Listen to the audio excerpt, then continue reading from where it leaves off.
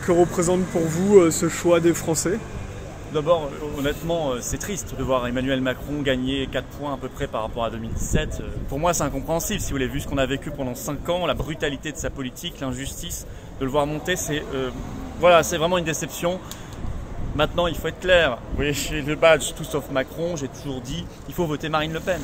Quelles que soient nos divergences, qui ne vont pas disparaître. Mais là, il faut se donner les moyens de dégager Macron en votant, sans état d'âme, Marine Le Pen au second tour. Même si ça risque d'être compliqué, hein, parce qu'il est en tête. Mais il faut voter Marine Le Pen. Et poursuivre par ailleurs le combat.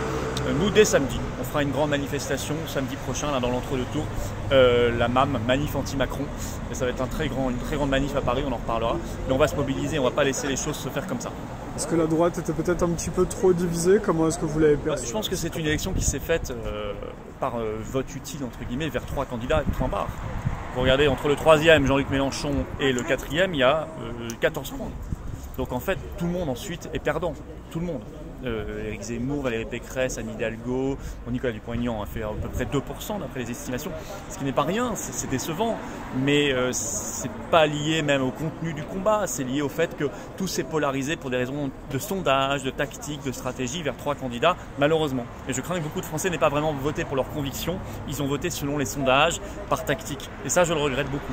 Vous pensez que les sondages là ont influencé les Français? Je l'ai vu.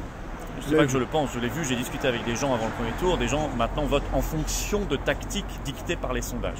C'est-à-dire qu'ils voient, ils se disent je veux éliminer telle personne du second tour, donc je vais voter pour telle autre personne, alors que si je suis mes convictions, je voterai pour un candidat qui fait peut-être moins de voix. Vous voyez, donc ça devient, il faut qu'on y réfléchisse collectivement. Cette invasion des sondages dans la campagne électorale crée un citoyen tacticien, pourquoi pas, pour moi c'est plutôt le second tour ça.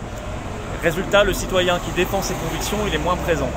Et je crois que c'est un problème démocratique. J'avais dit, quelle que soit la personne face à Macron, j'appelais à voter pour cette personne-là.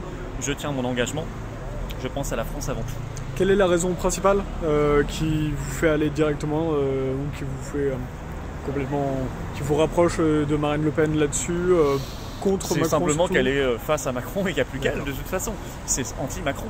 C'est Macron le problème ou des groupes qui sont derrière plus à la racine? C'est Macron, c'est tout ce qu'il incarne, c'est le pouvoir de l'Union Européenne, c'est le pouvoir du mondialisme.